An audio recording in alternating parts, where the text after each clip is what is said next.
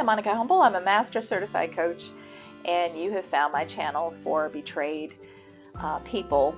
I specialize in helping betrayed wives, but I do know we have a lot of men who watch, so welcome, whoever you are, wherever you are. I help those who've been betrayed move past the betrayal and into a place of healing, especially those who are choosing to stay in their relationship with their spouse or long-term partner. These are questions directly from my Facebook group. My Facebook group is a group of women who've been betrayed by their spouse, and they're choosing to stay and heal their relationship. If you're interested in that group and you haven't joined it yet, the link is below. I invite you to join. So here's a question that I think is really good, and this was asked during one of my live sessions a couple of months back. Can my betrayal trauma get activated by stressful moments such as my husband's crazy driving, jumpy movies, overstimulation from loud rooms, and unrelated stuff having to do with the affair? I seem to be getting highly agitated lately and then spiraling so bad with distrust and insecurity for hours later. That is a really good question. What this person is describing is trauma. I'm not sure people who have never experienced trauma really understand the wide range of effects it has on us. Emotionally, mentally, and physically. So this person pretty much tapped on most of it.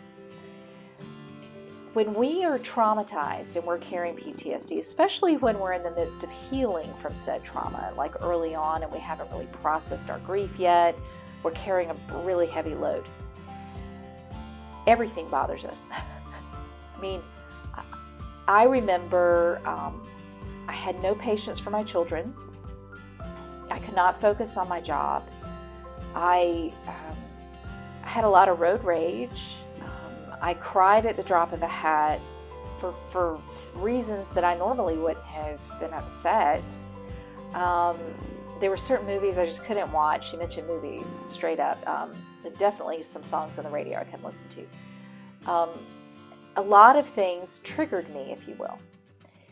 This is normal for a person with PTSD. If you are struggling with this and you're watching this because you go, oh yeah, that's me. Yeah.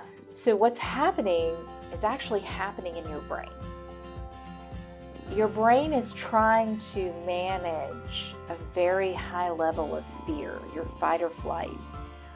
Your brain is managing keeping you safe, because when we get traumatized to the point where we have PTSD, our brain never, ever, ever wants us to feel that level of fear again. It wants to keep us safe. So anything out there reminiscent of something that could harm us is going to trigger that for a while.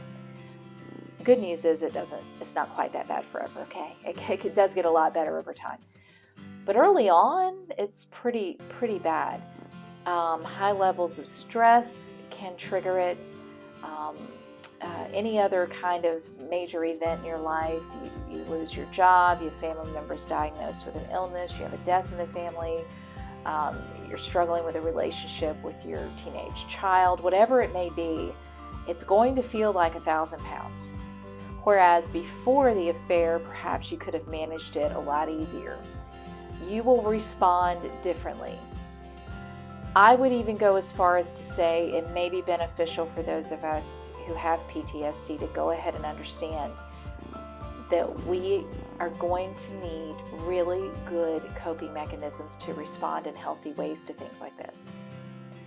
Our instinct when we are triggered is not to respond in a healthy way. We either respond by breaking down, shutting down, we're fight, flight, or freeze, right? We have to learn good skills to not do that. So yes, a short answer, yeah. Betrayal trauma can most definitely be activated by external forces. We need to be aware of it And I've got, matter of fact, I will throw a video on the end of this that I think is very helpful, a couple of strategies that could help you if you find yourself spiraling after one of those situations. So stick around, and it's not a very long video. It's 2 really good strategies that I use still to this day to help me pull out of spirals. I hope it helps you as well. And hey, if you haven't joined my Facebook group and you're a wife or a woman who's in a long-term relationship and you'd like to join our group and you're choosing to stay after an affair, sorry guys, this group's only for women, feel free to click that link down in the info below, as well as some free resources and a way to schedule a free consultation with me if you're looking for a coach. Okay, so stick around, watch this video, and see if these strategies can help you have the coping mechanisms to manage your responses when you're triggered.